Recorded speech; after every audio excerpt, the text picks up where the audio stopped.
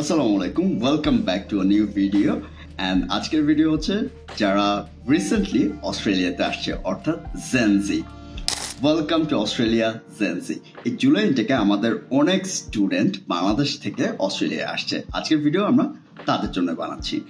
Well, recently বাংলাদেশে অনেক বড় একটা মুভমেন্ট হয়ে গেছে, and congratulations to the whole student community, public university, private university, মাদ্রাসা অ্যান্ড জেনারেল পিপল সবাইকে, যে তারা এত বড় একটা মুভমেন্টকে সাকসেসফুলি কমপ্লিট করেছে। যদিও মুভমেন্টের পরে এখন আরো বড় মুভমেন্ট চলছে, আমাদের দেশকে রিস্ট্রাকচার করতে হবে, রিফর্ম বাংলাদেশ চলছে।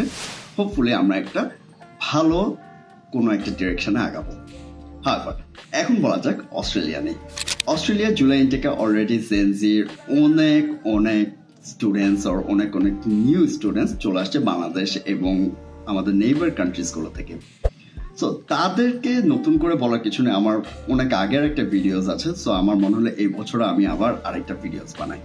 যারা অলরেডি জুলাই ইনটেকে অস্ট্রেলিয়ায় চলে আসছেন জেনজি গ্রুপে, তারা অলরেডি জানেন এয়ারপোর্টে নেমে ফার্স্টে আপনাকে যে জিনিসটা করতে হবে সেটা হচ্ছে যে একটা সিম কার্ড কিনতে হবে, দেন আপনার ব্যাংক অ্যাকাউন্ট অ্যাপ্লাই করতে হবে বা ব্যাংক অ্যাকাউন্ট ক্রিয়েট করতে হবে, দেন টিএফএন অ্যাপ্লাই করতে হবে, এবিএন অ্যাপ্লাই করতে হবে। ওয়েল, এই সবগুলো জিনিসই আমি আমাদের ওয়েবসাইটে সুন্দর করে লিখে দেবো, যেন যারা অলরেডি এসেছে তারা একবার পড়ে নিতে পারেন এবং যারা ইন ফিউচার আসবে তারাও যেন আগে থেকে প্রিপেয়ার হতে পারে। সো আমাদের ওয়েবসাইটের লিঙ্কটা হচ্ছে myaustralia24.com, আপনি ডেসক্রিপশনে পেয়ে যাবেন। এবং ওই ওয়েবসাইটে আমি অলওয়েজ দিয়ে রাখবো যে অস্ট্রেলিয়া আসার আগে কিভাবে প্রিপেয়ার হতে হবে, অস্ট্রেলিয়া আসার পরে কিভাবে নিজেকে প্রিপেয়ার করতে হবে বা কোন স্টেপসগুলো ফলো করতে হবে। সো ভিডিওস হচ্ছে আমার মনে হয় ওয়েবসাইটে থাকলে অলওয়েজ আপনি চোখ বুলিয়ে নিতে পারবেন। সেকেন্ডলি, আমি ওয়েবসাইটে আমার সাথে যদি কেউ দেখা করতে চায় বা সাজেশনস বা অ্যাডভাইস চায়, সেটারও একটা বাটন অর লিঙ্ক দিয়ে দিব। সো ওয়েবসাইটের থ্রু দিয়ে আপনি ইজিলি আমার সাথে কমিউনিকেট করতে পারবেন, আমার হোয়াটসঅ্যাপ গ্রুপে জয়েন হতে পারবেন। এবং ওয়েবসাইটে আমি বিভিন্ন জব পোস্ট দিয়ে রাখি। আজকের ভিডিওর সেকেন্ড পার্টে আমরা জব নিয়ে কথা বলবো, ঠিক আছে? সেটা নেক্সট উইক ইনশাল্লাহ। হ্যাঁ, সো ওয়েবসাইটে আমি বিভিন্ন জব পোস্ট প্লাস কমিউনিটির সাথে কানেক্ট হওয়া, আমার সাথে কানেক্ট হওয়া অ্যান্ড ডিফারেন্ট ফিচার্স দিয়ে রেখেছি। সো আপনারা ওয়েবসাইটে যাবেন, সাইন আপ করবেন, name, number, email and location দিয়ে। হোপফুলি আপনাদের অনেক কাজে আসবে। এই রিসোর্সটা আমি ডেভেলপ করছি যারা অস্ট্রেলিয়ায় নতুন আসছে বা ইন ফিউচার আসবে তাদের জন্য। হ্যাঁ, যারা চলে আসে, welcome to Australia Gen Z. So আমরা তো জানি যে আমাদের ফার্স্টে কি করতে হবে। সিম এর কথা বললাম, টিএফএন, এবিএন এর কথা বললাম, তারপর ব্যাংক অ্যাকাউন্টের কথা বললাম।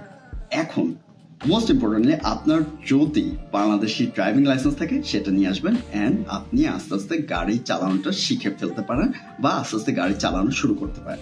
মোস্ট ইম্পর্টেন্টলি আমাদের বাংলাদেশি স্টুডেন্টদের যেই ভুলটা দেখা যায়, বা আমি যখন স্টুডেন্ট ছিলাম ফার্স্টে যখন আমি এসেছিলাম, কেউ যদি আমাকে এইভাবে গাইড করতো, হয়তো আমি আরো তাড়াতাড়ি প্রোগ্রেস অ্যান্ড ইমপ্রুভ করতে পারতাম আমার অস্ট্রেলিয়া লাইফে।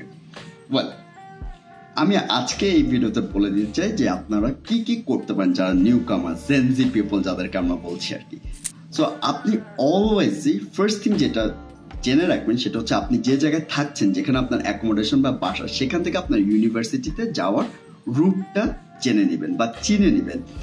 অল্টারনেটিভ রুটটাও চিনে নেবেন, যে যদি কখনো ট্রেন লেট হয় বা ট্রেন যদি বন্ধ থাকে, অল্টারনেটিভ রুটে কিভাবে যাওয়া যায়।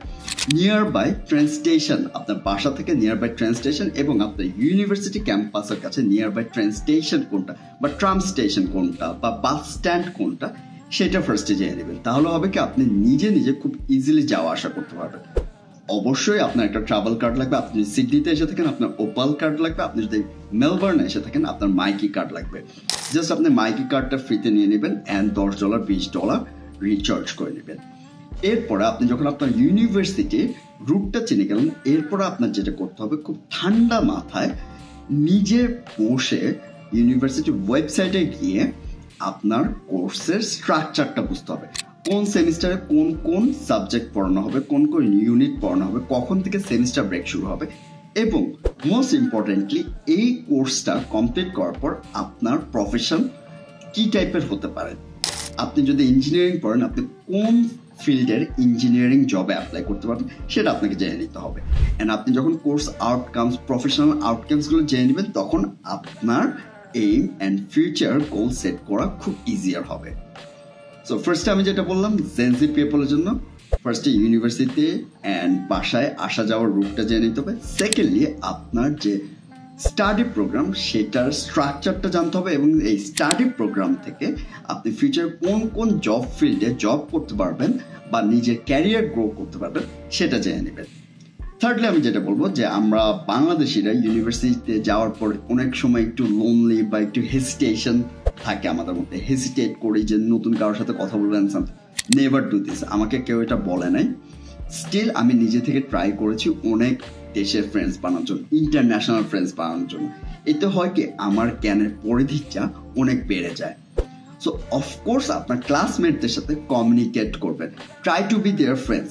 হ্যাঁ, হয়তো অনেক সময় তারা আপনার সাথে খুব কমফোর্টেবলি কথা বলবে না, ডাজন্ট ম্যাটার, আপনি আরেকটা ফ্রেন্ড বানান, ঠিক আছে? এইভাবে করে আপনি কমিউনিকেশনটা ইমপ্রুভ করেন। কমিউনিকেশনটা ইমপ্রুভ যত করবেন তত আপনার জব ফিল্ডে হেল্পফুল হবে।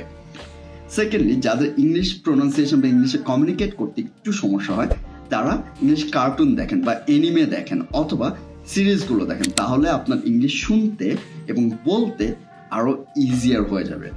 ঠিক আছে, একটু মনে রাখতে হবে অস্ট্রেলিয়া অ্যাকসেন্ট একটু ব্রিটিশ অ্যাকসেন্টের মতো, কিন্তু আপনি যখন রেগুলার ইংলিশ প্র্যাকটিস করবেন অ্যান্ড যখন রেগুলার ইংলিশে কমিউনিকেট করবেন এই প্রবলেমটা খুবই ইজিলি রিজলভ হয়ে যাবে। আপনি বাসায় বসে জাস্ট কার্টুন, এনিমে অথবা সিরিজ দেখে অথবা মুভিজ দেখে আপনি ইংলিশটা কিন্তু ডেভেলপ করতে পারেন।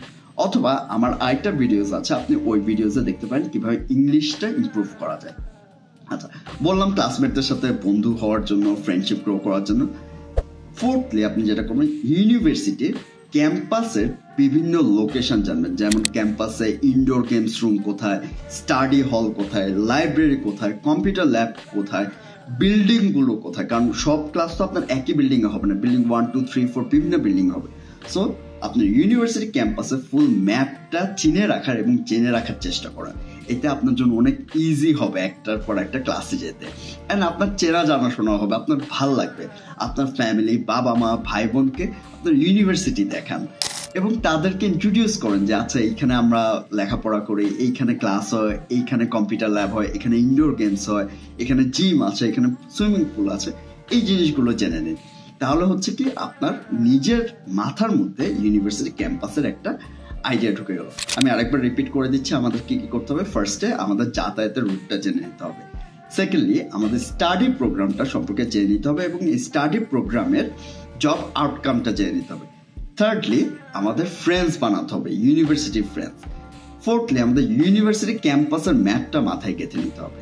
অ্যান্ড ফিফথ সেটা হচ্ছে আমি বলবো ইউনিভার্সিটি বিভিন্ন ধরনের অ্যাক্টিভিটিস হয়, অনেক ধরনের অ্যাক্টিভিটিস হয়, ফেস্টিভ্যাল অ্যাক্টিভিটিস হয়, স্পোর্টস অ্যাক্টিভিটিস হয়, ক্লাব অ্যাক্টিভিটিস হয়। দেন যারা হচ্ছে যে ইন ফিউচার পিএইচডি বা রিসার্চ করতে চায় বা ক্যারিয়ার গ্রো করতে চায় তাদের জন্য অনেক ধরনের ক্যারিয়ার সেশনস হয়। প্রত্যেকটা অ্যাক্টিভিটিসে প্লিজ জয়েন। অ্যান্ড অলসো এসব অ্যাক্টিভিটিসে ফ্রি ফুড থাকে, ঠিক আছে? বাসায় যদি রান্না করা না থাকে free food, correct the free food. So এইসব অ্যাক্টিভিটিসে নিজেকে ইনভলভ করেন। The more you will involve yourself in the activities, you will get to know about more people, your network will grow. Always remember that your net worth is your network. So এই যে আমি আজকে এত frequently বা fluent English বলতেছি এইসব কারণে। হ্যাঁ, আমাকে হয়তো কেউ গাইড করেনি, কিন্তু আমি যা যা শিখেছি নিজে নিজে এক্সপ্লোর করে, এক্সপিরিয়েন্স করে, আমি সেটাই আজকে এই ভিডিওতে বলার চেষ্টা করলাম। সো এই 5টি স্টেপ যদি আপনি ফার্স্টে ফলো করে ফেলতে পারেন তখন আপনি একজন জেনজি হয়ে অস্ট্রেলিয়া আপনার লাইফটা অনেক বিউটিফুল, অনেক হ্যাপেনিং হবে। আমি জানি অনেকে আমরা হোম সিকনেস ফিল করছি বা হোম সিকনেস থেকে সাফার করছি, ফ্যামিলির কথা মনে পড়ে, ফ্রেন্ডসদের কথা মনে পড়ে, সেই বিকেলগুলোর কথা মনে পড়ে যখন খেলাধুলা আড্ডাবাজি হতো। I know, but you are starting a new chapter in your life. So try to adapt this new chapter. The more you will make yourself comfortable in this environment, the better you will progress. Alright.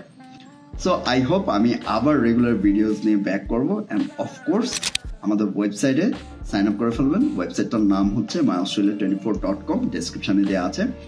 সেখানে আপনি sign up করবেন, সেখানে আপনি job post পাবেন, আমার সাথে meet করার opportunities পাবেন, আমার হোয়াটসঅ্যাপ গ্রুপের ডিটেলস পাবেন।